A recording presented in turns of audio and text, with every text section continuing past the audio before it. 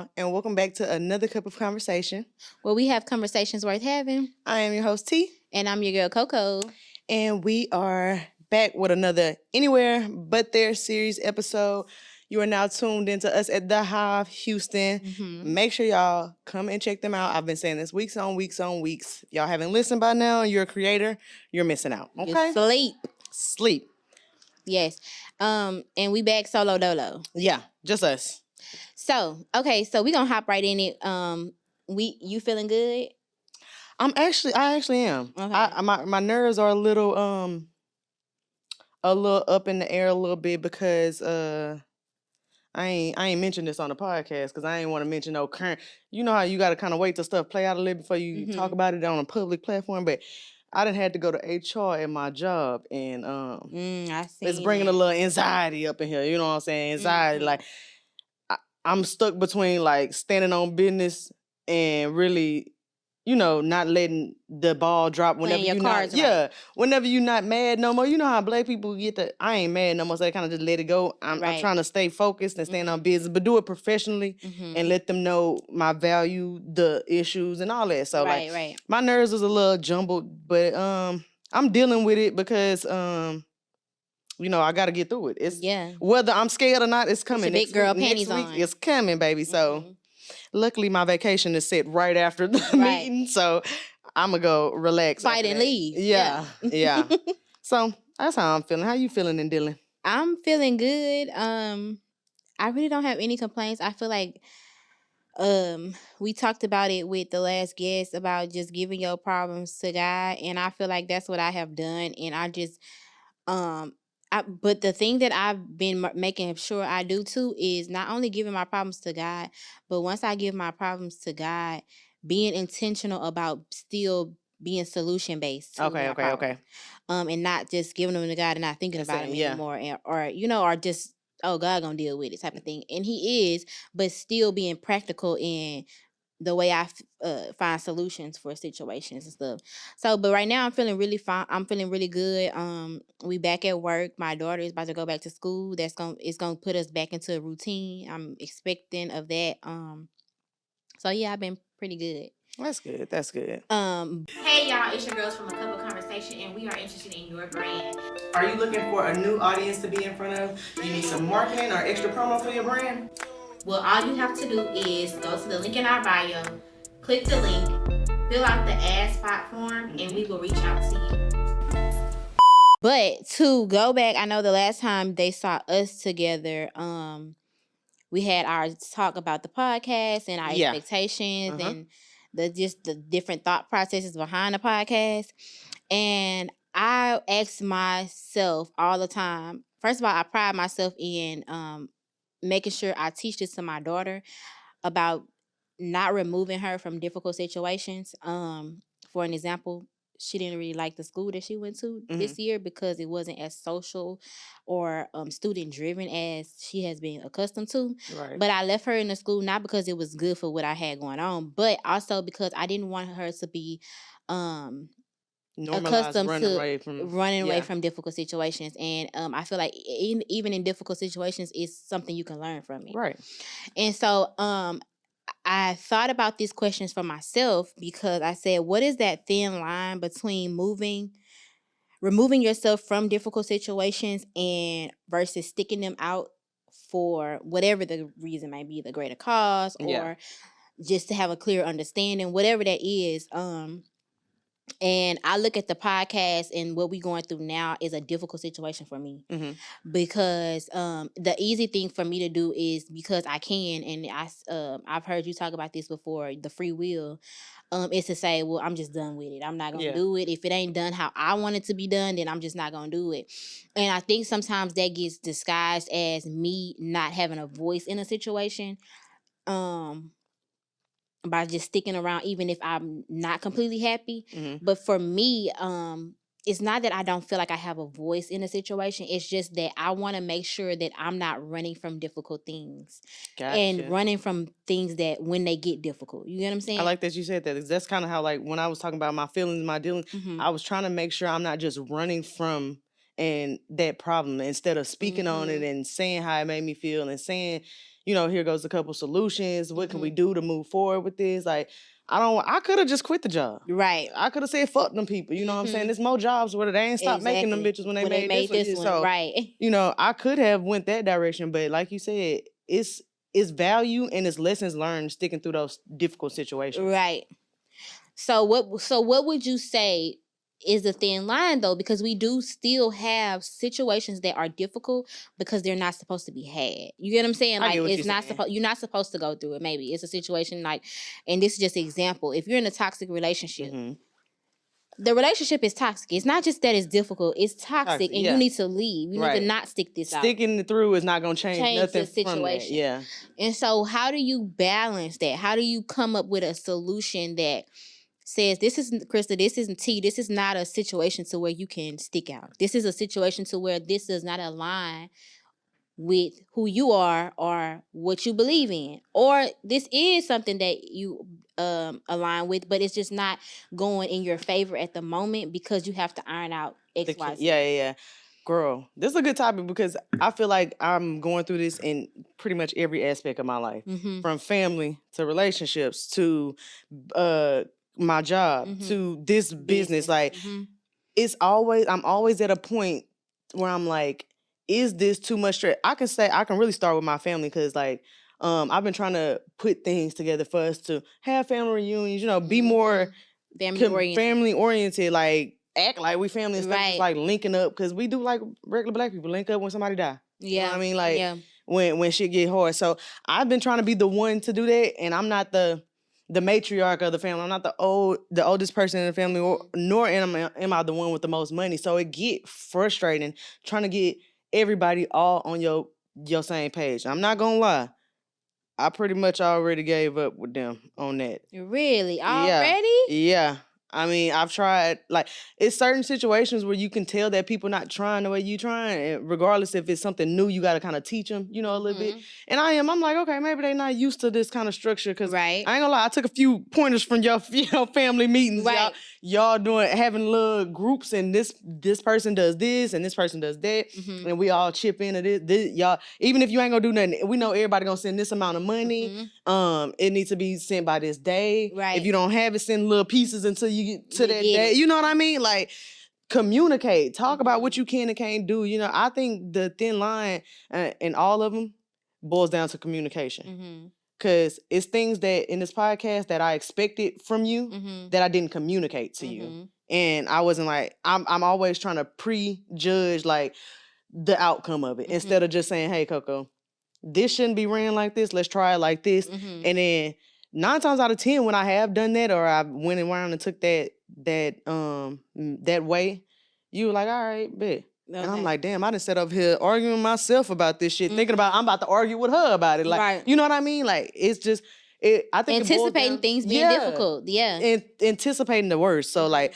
I think it boiled down to just really setting your boundaries, knowing what you expect out of other people, you got to expect out of yourself too. So I can't say I want you to do X, Y, and Z if I haven't started doing X, Y, and Z too. I can't say I want all my family to chip in on this if I can't chip in on it. You know what I mean? Or not having an expectation at all until you have created a plan. Yeah. Because I learned this with my marriage. The expectation that I have of marriage was what I had before I knew Kerry was going to be my husband. Right. And for me to place that expectation on him, yes, it's cool for me to have that expectation, but for him not to know that expectation is not fair to him. Right. And so I think that goes with anything, and what I call that is a shared goal. Do we have this goal in common? Are we the same when it comes to this goal for our family, for our business, for our regular family relationship or whatever? Do we have a shared goal? Because sometimes what we found out in my relationship is that we didn't have the same shared goal. How I told y'all on the last episode about I wanted to be a kept wife. First of all, my husband didn't know what that meant, and he didn't know that he had a responsibility in me becoming a kept wife because he's the keeper. You know what I'm saying? Right. You know what I'm saying? Outside of the normal not really providing explaining to him what all that comes with. Even in your life of business or even in your life of survival, you need me to be that keeper of that. Like, of course I'm gonna pay the bills at home, but like, Yeah. no, in totality of me even being your wife, like what I desire is for you to take care of me like that. Yeah. And really, so a lot of it was my expectation in my head, because I know it probably sounds horrible on the outside saying it, and you don't want to be looked at as a woman like, oh, you need somebody. But I had to be honest with myself, and when she, like she said when we talked,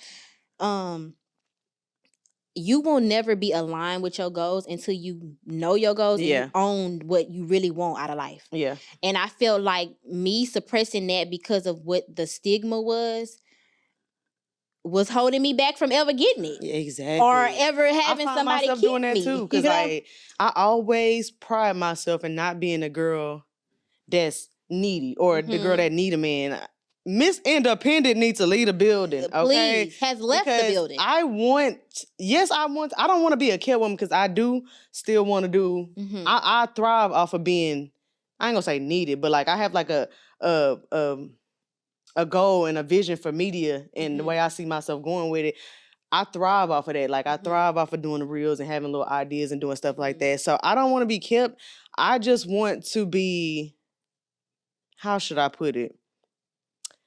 I just want to be taken care of. Like I want to be thought of, like considered. Yeah. You know what I'm saying? Yeah, I'll go to work. Yeah, I'll cook, clean, and do all this. But I want you to consider like that I might be tired, so take this. Or I might be... But that is kept though, in a way, because in order to be kept, you're also keeping. Yeah. You get what I'm saying? Yeah. So I'm not saying that I want my husband to do all the work and I don't do anything. No, what it means is I want to work. And me and my husband, we've been talking about this a lot. Where's your value? What he asked me a question. What do you think you bring to the family? And I answered him and I said, well, what do you think then? What do you bring to the family? He answered me. And I let him know right there is where you maximize who you are in a relationship. What I find and I bring to the family, and I value what I have that you value in me or that I value in myself, is what I want to bring at its maximum effort. Right. You get what I'm saying? Yeah. And that may not be me going to work. Right. You get what I'm saying? And so for some instances that may be, but what I'm saying is even being kept, you're still keeping something. In order for Bubba to keep you, you have to have a certain level of keeping him in whatever capacity that may mean. And that just might not mean, oh, I'm having to go to work. I'm having to, that might be getting all his stuff ready for work. Exactly. Or, and I thrive in that because I feel like that's where I'm best at with my husband. Like, think about it. I told him to think about this. I'm not saying I want to get out of my job. I love my job now. And but what I'm saying is, if I could be everything that you have to be plus be what you got to be, imagine how much smoother your life would be, and imagine how much smoother my life would be. Yeah. If I can, if I'm saying I don't really want to be the making money independent woman that a lot of women are, then imagine how much I can help you be that person that you do want to be. You do want to be that hardworking, did this and that. And if I manage that for you, I wouldn't have to work because I've managed I front loaded you so much that all you would have to do is be that person. Right. You get what I'm saying? And that ought to be a breeze for you to just wake up and go do what you need to do, because I've already put in place the steps. So let's just run those same questions about the podcast. What value do you feel like you bring? I feel like and when it comes to like problems, I feel like I can solve problems and pivot very well. I think that I bring on a creative direction as far as like the ideas of like how to format the podcast, as far as like the creative part of it. The logistics part, I don't believe that is for me. The inner workings, I think that I am a visionary in so many words. I can agree to that. And I think that when I get pushed beyond that is when my nervous system gets to going haywire. And my aunt asked me what are our roles in the podcast and what we value. And I told her basically that for me, and I said I feel like T is very good administrative wise. Like even from the live podcast, how we had the Excel sheet and that kind of stuff. I don't want to do. Yeah, I'm good at stuff like that. Yeah, and I feel like that's my value. I bring that part, the administrative, because I already kind of work in those fields, and I value structure and organization. So the easier we can set things up beforehand so they can run smoothly on the back end, that's what I like to do. I like to try to, find out all the issues before they arrive, and then you more so take care of the solutions when the issues do arrive. And So I live my life on the edge, so I think that yeah, you'll be ready to just hop up in. I had to pause you this weekend because you talk about something. Let's get a cutout. Let's do that. I said, girl, a little bit of brand right now. Right. A little bit of brand. We're trying to stick on it would have been real cute, but we're trying to stay on budget and we're trying to do this shit right. But that's the part of me, the creative part. Like once I see something, I can't unsee it. And like I tell Carrie all the time, whatever you want to spend, take me there. Don't take me somewhere if you ain't getting used to this yet. If you ain't gonna do this on a regular, don't do that. We were looking at some model homes, and he took me. He was like, "You gonna love this one?" I'm like, "I am." And this is going to be what I want. I'm not going to go back down because you like so this. So start with where you want to start at. Start with where you want to end because that's where that's how I am with anything. Like when you said, okay, pillows. So now I'm thinking pillows. Okay, now I'm thinking, okay, a contrast to pillows. What is okay? Like that's how my mind thinks. So I'm talking about. I said the idea. We was right here. And then by the time we got off the phone, we was over there. Yeah. I'm like, girl, bring it back. Let's come back. But that's how I see stuff. And even with like business, like with structure and stuff like that. Like, okay, well, if you need this, then that means you need this. And then that means and that's how my mind works. So I'm good. I feel like that's where I bring the value. And then I feel like too, I'm kind of like, I think I'm transparent. I think I am. You think I'm not? I would say, I know you be trying to find the right words to say. Like you always be like, I wanted to sit back. Like a lot of the times that we had those discussions, you'd be like one time I remember vividly, I was like, man, you came up in here all quiet on the episode. Like you seemed like you didn't want to be there. And like that day you was like, no, I'm fine. And like 2 weeks later, you was like, I was really trying to figure out if I want to be there or not. Right. I'm like, my nigga, you should have just said that. That's what I just said. I'm looking at you. But you know what? I'm transparent when I feel like it's the right. I'm very big on being speaking before you thought about something. But even if you do think you transparent at the right times, even when you don't feel like being, you're seen. I don't know if you think people can't see you. Like if you walk in a mood and somebody that knows you would know you're in a mood. You can't tell them you ain't in a mood. Like when I can see you, you might not feel like being transparent at that moment. But I'm like, sometimes my mood is, it don't be a mood. It really be like, okay, like or it don't necessarily have to be. You could be too deep in thought. You ain't trying to talk about that particular thing thought. That I'm in thought. Right. Yeah. And I think too, I really just like quiet sometimes. Like I think that.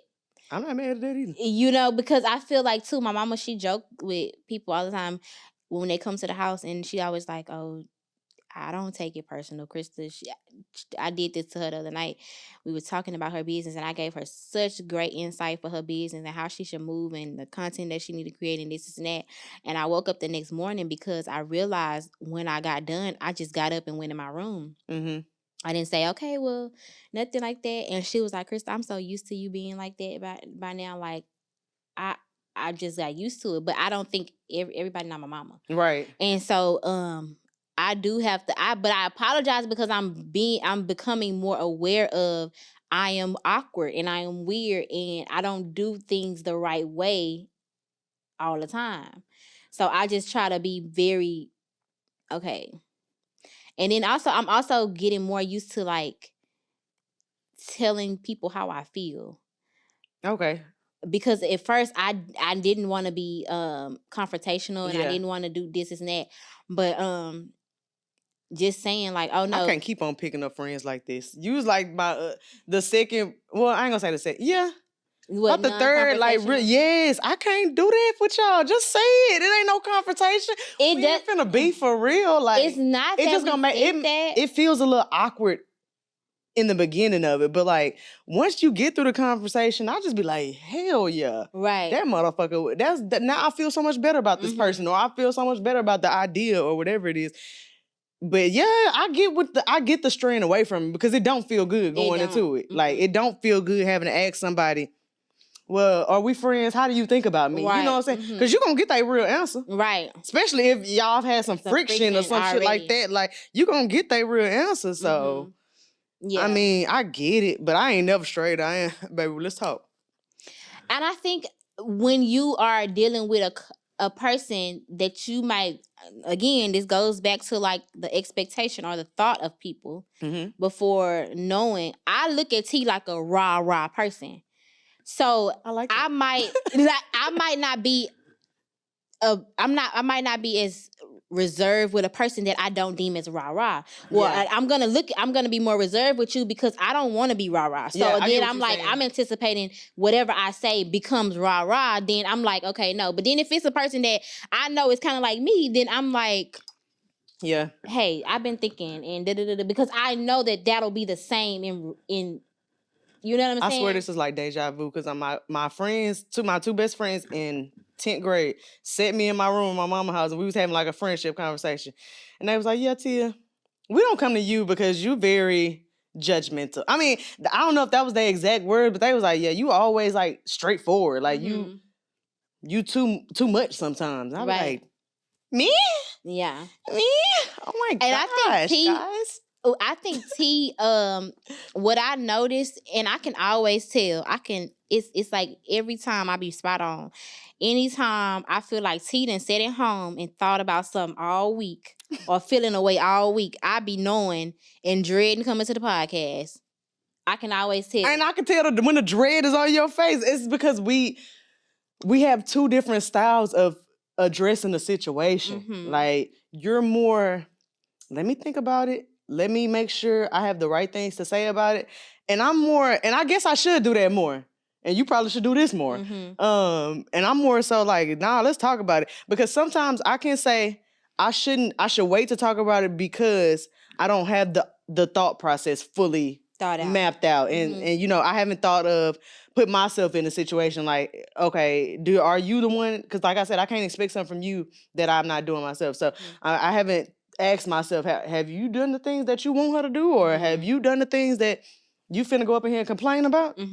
Because if not, then it ain't nothing to talk about right now. You need to slow your roll a little bit. You know what I mean? But it's always like you know better. Like, y'all know what needs to be done. It just ain't getting done. I don't know what they would, but I can see how people feel that way. But I don't think nobody that ever has hung around me would say that I've done that out of like ill intent, like because I don't like you, or like I feel a way about Coco, so I'm sitting over here all week like fuck DB and all. You know what I mean? Like, just I'm not. That it's never been that. It's always like, damn, we at a rocky road right now. What the fuck is the solution to get out of this awkward space? Yeah, and I think my reservation sometimes be.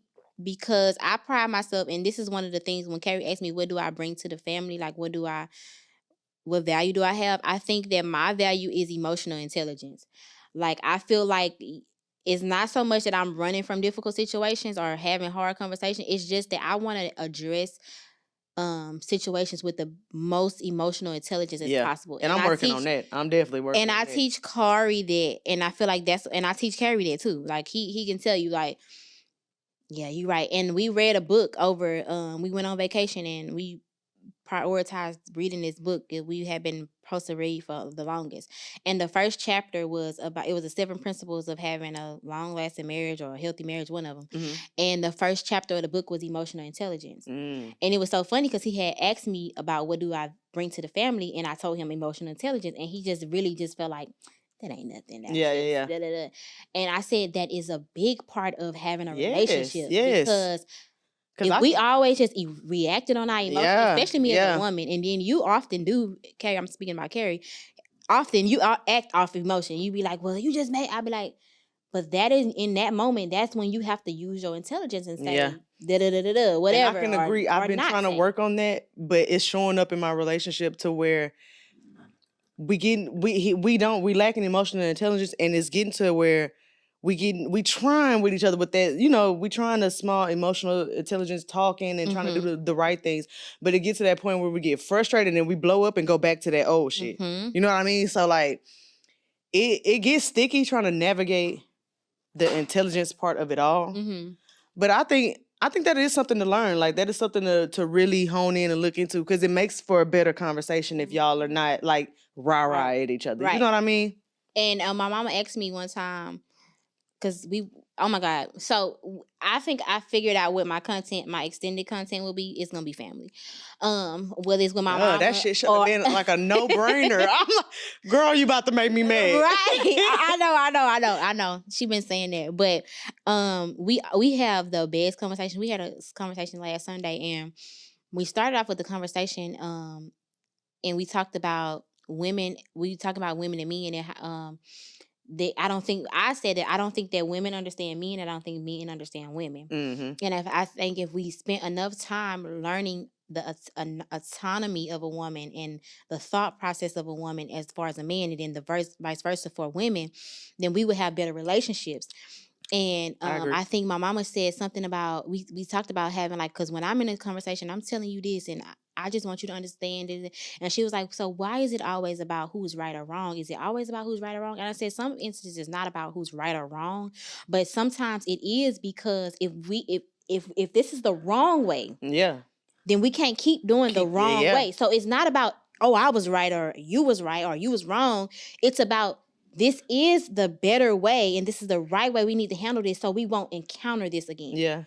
So I think that if we just had better emotional intelligence, I think that is like, it was the reason why that was the first chapter in that book, because I think that helps us maneuver situations that are difficult or that are foreign to us in a way that we have better outcomes. Yeah, I agree. You know? I definitely agree. So what advice would you would it be for somebody to, I guess, grow there or hone into their emotional intelligence? How would you? Take your emotions out of it.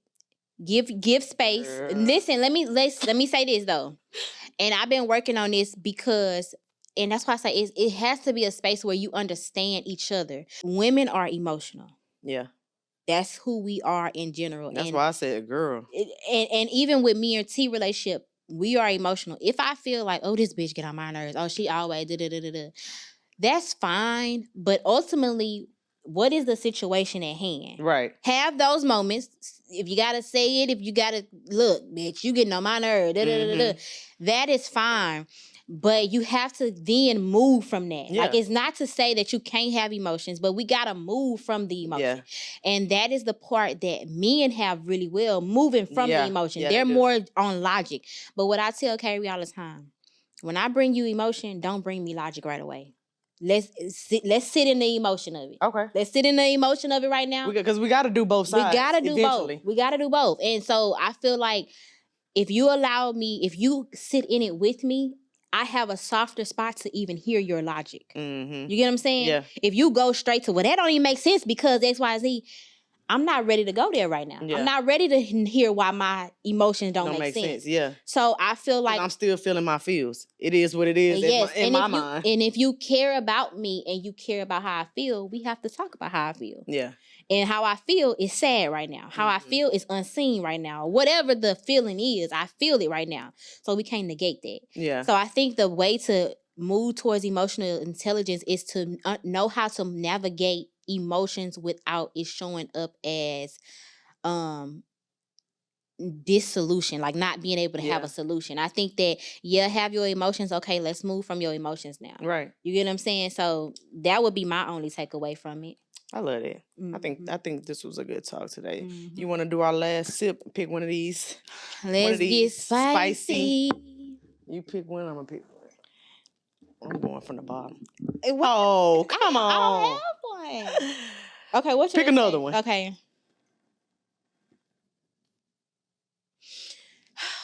I gotta say it. You gotta say it. Okay. You gonna go first, or you want me to go first? You go first. Okay. Okay. Your man wants a threesome. You, him, and anybody in your friend group. Who would you pick? Okay, this not going off of anything but looks. me and Coco was kind of talking about these earlier, going through them. This not going off of anything but looks. I'm not finna try to like judge to see if you got the best house or the best coochie or if you cook good. Right. None of that.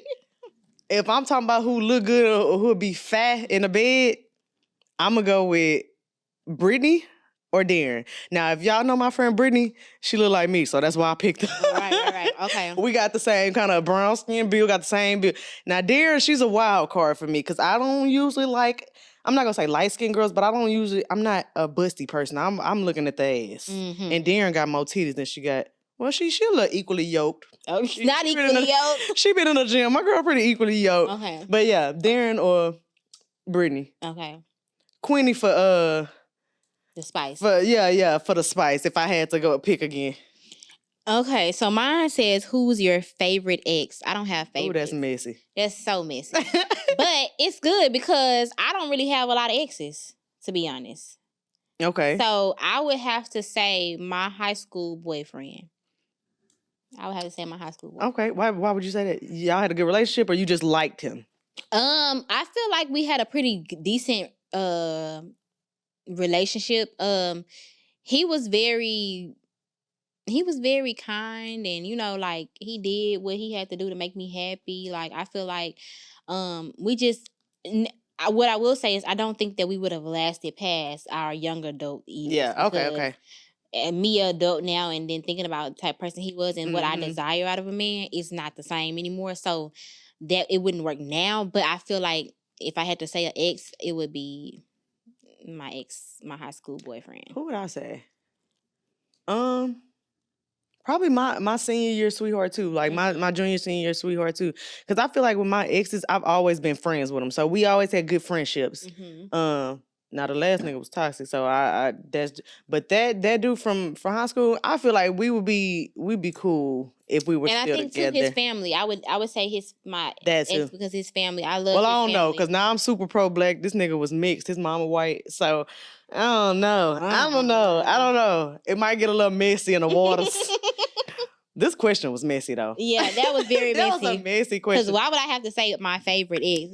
Definitely not my favorite, but I mean, hey, it is what it is. But y'all, that's how we're going to start ending our episodes with a last sip, a little tea, so y'all can get to know us a little better and, give y'all the raunchy y'all want. Because I know we be on here speaking. We got to speak. We be in a whole therapy session. Because it's necessary. It's necessary, but it is. We got to get the people what they want to. So make sure y'all are liking, comment, subscribe. Let us know how y'all think about these new segments, and we'll see y'all next week. Yeah. Deuces. Bye, y'all.